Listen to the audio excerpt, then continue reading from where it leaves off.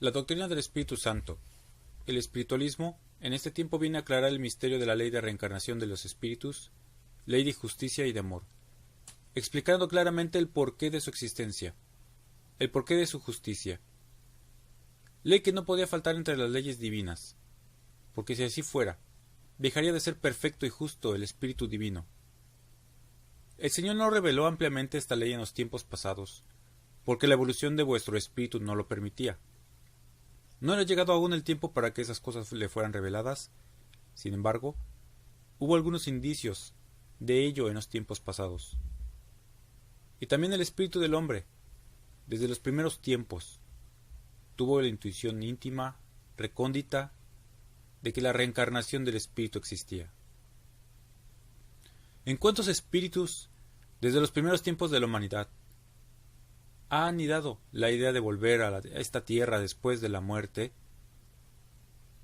Unos, por no estar todavía satisfechos con sus experiencias en la vida; otros, porque habían dejado una obra sin concluir, a la que habían consagrado toda su vida y su esfuerzo, y por ello el espíritu sentía la necesidad, el anhelo inmenso de volver, de resucitar, de reencarnar, para terminar la obra comenzada. Así, muchos espíritus albergaban la intuición de que esa ley existía. Uno de los mayores indicios que el Padre dejó traslucir al pueblo de Israel en el primer tiempo fue a través de Elías, el llamado profeta del carro de fuego. Elías significa rayo de Dios, en hebreo arcaico, y señales de su presencia en ese tiempo las podréis encontrar si estudiáis la mitología y las tradiciones de culturas muy antiguas.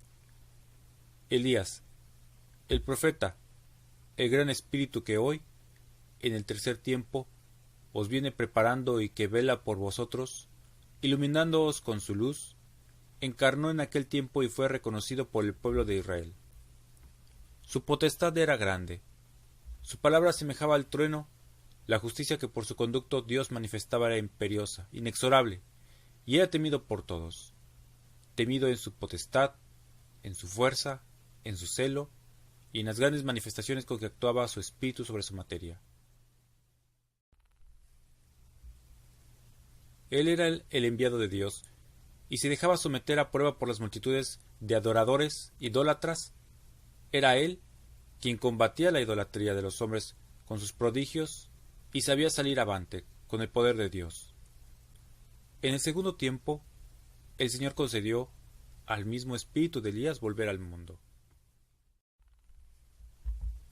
Cuando se acercaba el tiempo en el que el Mesías habría de predicar su palabra entre los hombres, surgió Juan el Bautista, quien, como precursor que era del divino Maestro, descendió de los montes a preparar y a amonestar a los hombres, desde el más poderoso hasta el más humilde, exhortándoles a la penitencia, a la preparación, a la espiritualidad y a la regeneración, porque se acercaba a ellos el reino de los cielos, el Mesías prometido.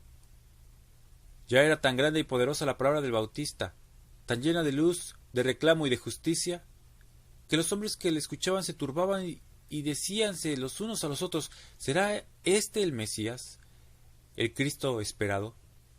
Y Juan, que veía la confusión de los hombres, les decía: no, yo soy aquel que ha venido a preparar los caminos del Señor, aparejándolos, pues no soy digno ni siquiera de desatar la correa de sus sandalias.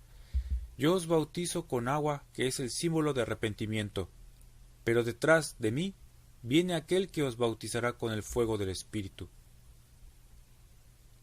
Y los hombres le preguntaban, aun los mismos fariseos: ¿eres tú entonces Elías?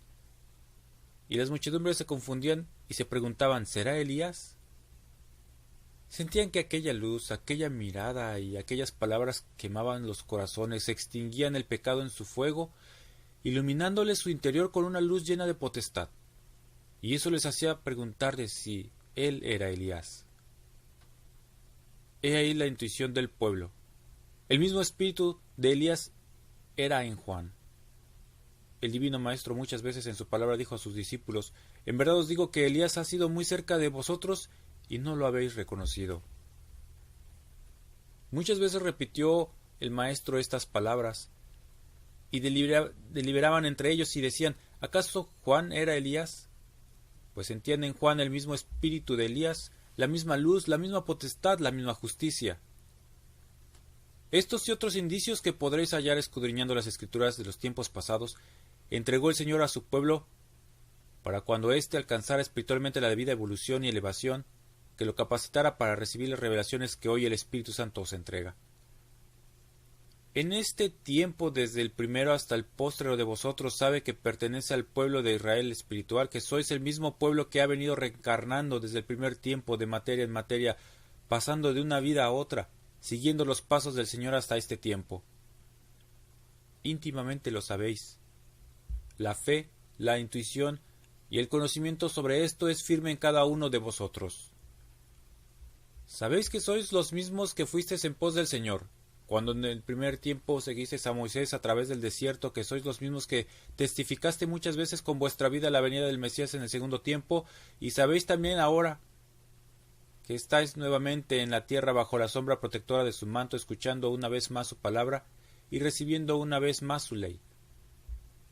Habéis regresado a la carne y al mundo para hacer ante el Padre un nuevo pacto con su divinidad. Y muchos se preguntarán, ¿cuál es el verdadero pueblo de Israel? ¿Es este que está siendo llamado y marcado por el Señor para ser su siervo espiritualista, o es aquel que lleva en sus venas la sangre hebrea? Y el mundo espiritual de luz os aclara una vez más estas cosas. Cuando el Divino Maestro, el Mesías, apareció en el segundo tiempo entre el pueblo de Israel, muchos esperaban su presencia, mas ¿quiénes eran los que los esperaban?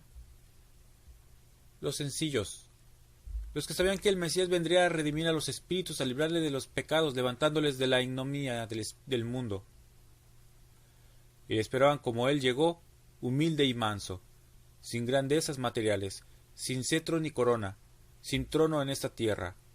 Fueron ellos quienes escucharon a los ángeles cantar, gloria a Dios en las alturas y paz en la tierra a los hombres de buena voluntad. Y fueron ellos quienes le siguieron por los caminos de comarca en comarca, de aldea en aldea, por desiertos, valles y montañas, por las riberas de los ríos, recreándose con su palabra celestial, almacenando en su corazón y espíritu un caudal de sabiduría. Fueron ellos quienes gozaron con los triunfos del Maestro, quienes bendijeron su nombre al ver sus milagros y prodigios, quienes le acompañaron en su jornada y quienes le lloraron al pie de la cruz. Fueron ellos también quienes recibieron el reino de los cielos en su propio espíritu y quienes comprendieron a qué había venido el Mesías y por qué se había hecho hombre su Dios. Todavía en este tiempo tenés a Israel dividido en dos bandos. Uno, el Israel verdadero, el Israel espiritual, que siente el llamado de su Maestro y el influjo de su voz, que le ha esperado según lo prometido por él. El pueblo sufrido que se ha despojado de todo lo material, presto a obedecerle, a amarle y a seguirle hasta el final. Mas el otro Israel, ahí lo habéis visto errante durante siglos, pleno de riquezas materiales, esperando todavía a su Mesías, al guerrero, al fuerte en poder material, y ahí le veis dominando con su alforja al mundo, estremeciendo a la humanidad y llevándola al caos, al abismo y a la guerra con su poderío terrestre. Mas es llegado el tiempo de justicia. Ya está una vez más el Padre con su pueblo, y éste con él. Y a unos y a otros ha hecho su llamado. Y he aquí que habéis acudido vosotros, hermanos, con el espíritu preparado para recibir de él el agua cristalina de su fuente de enseñanzas, sus complacencias espirituales, la liberación y redención de vuestro espíritu. Y vendrán ellos, la otra parte de Israel, a contemplar a su Señor, ya no en la materia como cuando vino a derramar su sangre también por ellos. Vendrán ahora llamados por la voz del Espíritu Santo, y la justicia del Padre se derramará en el camino de cada uno, diciéndole: detente, toma la balanza de tu diestra y juzga tu propia obra. Y entonces despertará la intuición que les hará reconocer que ellos son también aquellos y los mismos. Y vendrán a vuestro encuentro, hermanos, y os reclamarán el nombre de Israel, y será entonces cuando les explicaréis por qué sois el pueblo verdadero de Israel, porque habéis reencarnado, porque habéis vuelto por el llamado de Dios en este tercer tiempo, cumpliéndose así su palabra. Sois vosotros el Israel espiritual, el pueblo verdadero de Dios. Sois los que, congregados en los distintos puntos de la tierra, habéis reencarnado de materia en materia, de vida en vida, hasta llegar a este tiempo en que tenéis al Maestro nuevamente entre vosotros. La comprensión de la ley de reencarnación hará luz en muchos problemas que enfrenta la humanidad, resolverá muchos conflictos, allanará muchas dificultades y explicará muchos misterios. Y, para comprenderla mejor, debéis ver que ella se desprende de la ley de restitución. El Padre os habla de restitución espiritual, y vosotros ya lo comprendéis. ¿Cuántas veces en vuestras pruebas o sufrimientos os conformáis diciendo, esto tal vez sea por una restitución espiritual que estoy cumpliendo? Porque vosotros ya sabéis que habéis habitado antes en este mundo, aunque no sabéis cuántas veces, y que mucho pudisteis haber ofendido al Padre, muchas obras pudisteis haber dejado sin concluir, y muchos agravios habéis hecho que ahora tendréis que borrar. Dios ha juzgado a los espíritus de manera perfecta en su justicia infinita, por medio de la reencarnación. Hasta hoy el espiritualismo no os ha revelado vidas anteriores, ni el Maestro ni su mundo espiritual de luz os hemos dicho quiénes fuisteis en vidas pasadas, qué nombre habéis llevado, a qué sexo pertenecisteis, cuáles fueron vuestras faltas y vuestros aciertos. Nada de esto se os ha revelado todavía. Tan solo os ha dicho el Padre, Israel, vosotros y aquellos sois los mismos, y estáis ahora en el tiempo de restitución, de evolución y perfeccionamiento. Cuando vosotros tengáis un conocimiento profundo y amplio de lo que es la restitución espiritual y de lo que es la reencarnación del espíritu, ¿cuánta elevación habrá en vuestro espíritu ante las pruebas? ¿Cuánta resignación habrá en vosotros ante los sufrimientos? ¿Y cuánta conformidad y amor en vuestro propio destino? Y cuando existan entre la humanidad este conocimiento y esta fe, ¿cuánta elevación habrá también en el espíritu de la humanidad? El fatalismo de los hombres desaparecerá, y desaparecerán también la desesperación, la confusión y la inconformidad, y la blasfemia de muchos también. ¿Por qué en su desesperación se suicidan los hombres en este tiempo? ¿Por qué se arrancan a sí mismos el hilo de la existencia? ¿Por qué no han querido hacer uso de su fortaleza espiritual para atravesar con valor el trance amargo? ¿Por qué no alcanzan a comprender la magnitud de lo que significa para su espíritu el hecho de arrancarse la vida material? ¿Por qué no alcanzan a comprender que todas las pruebas que el hombre atraviesa son por restitución espiritual, para lavar sus manchas, para limpiar su espíritu? El hombre, cuando ignora estas cosas, pierde la calma, se ofusca, se acobarda, y no se siente con la fuerza suficiente para apurar el dolor. ¿Quién de vosotros, hermanos, que sabe lo que es la restitución espiritual, la reencarnación del espíritu y la responsabilidad de vuestro espíritu ante Dios, os haría arrancarse el hilo de la existencia material? ¿Quién de vosotros, que conoce lo sagrado de las cosas que Dios ha puesto en vuestro espíritu, ignora lo tremendo que sería para él llegar ante el Padre sin haberse limpiado? Llegar antes del tiempo escrito en el libro de la vida y de la eternidad. ¿Por qué los matrimonios se desunen en este tiempo? ¿Por qué los hombres repudian a sus mujeres y las mujeres se apartan de sus esposos, amparándose en las leyes materiales para separarse? ¿Por qué no comprenden la responsabilidad y el significado de ese acto, ese pacto, esa institución? Porque carecen del conocimiento espiritual profundo de que dos espíritus encarnados que se unen en matrimonio vienen a desempeñar una misión muy delicada, y ellos, con anterioridad, han tenido ese destino, esa responsabilidad y esa restitución. Ignoran que, a pesar de todas las pruebas, de todos los defectos, de todas las ofensas, nada ni nadie podrá desunir sus espíritus que están cumpliendo su destino, su restitución. Ante la palabra del Padre que todo lo revela, ¿cuántos tendrán que reprimirse, estudiarse a sí mismos y profundizarse en el fondo de su propio destino, hasta llegar a la conclusión de que están cumpliendo una dura restitución, y que por ello habrán de buscar la manera de comprenderse el uno y la otra, de sobrellevarse, de perdonarse los defectos y de amarse, para llevar hasta su fin ese destino y esa restitución.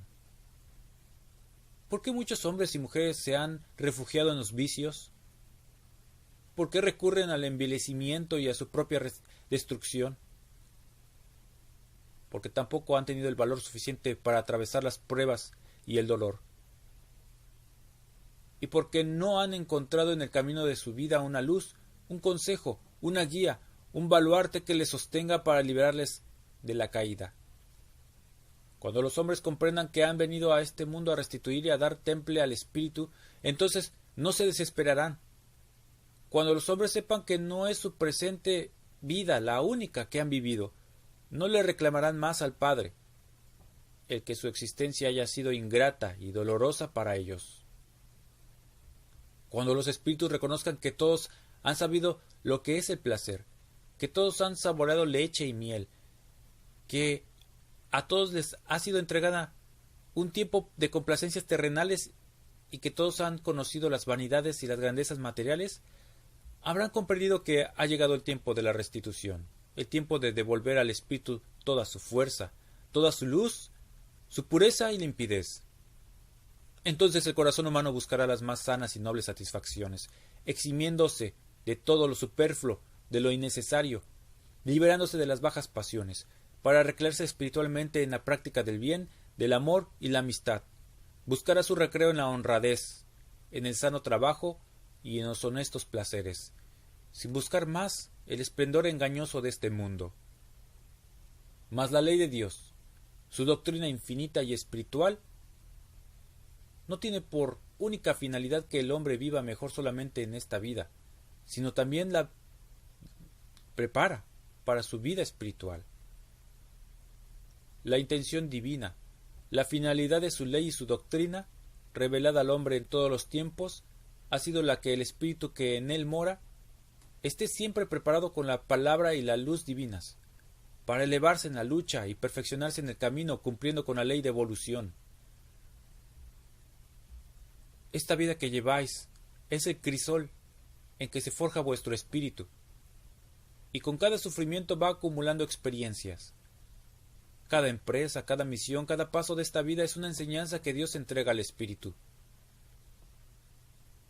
Eso es vuestra vida material, hermanos, una preparación para la vida verdadera, la vida espiritual. No miréis en vuestro futuro la muerte, no miréis en vuestro mañana el sepulcro o la nada. Mirad el todo, la eternidad, la vida, la paz y la dicha. No por ocuparos demasiado en las cosas de la tierra, privéis a vuestro espíritu de alimentarse también, de saturarse de enseñanza, de liberarse para cumplir la ley espiritual.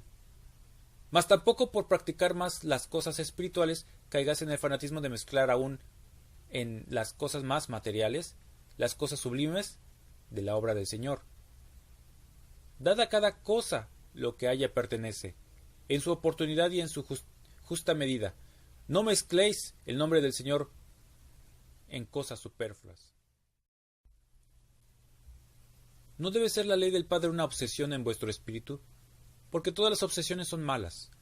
La ley del Padre debe vivir en vosotros de una manera natural, sencilla y pura, para que la pongáis en práctica en los debidos momentos, practicando los deberes de la tierra en su oportunidad también, entregándoos a ellos con buena disposición y conciencia.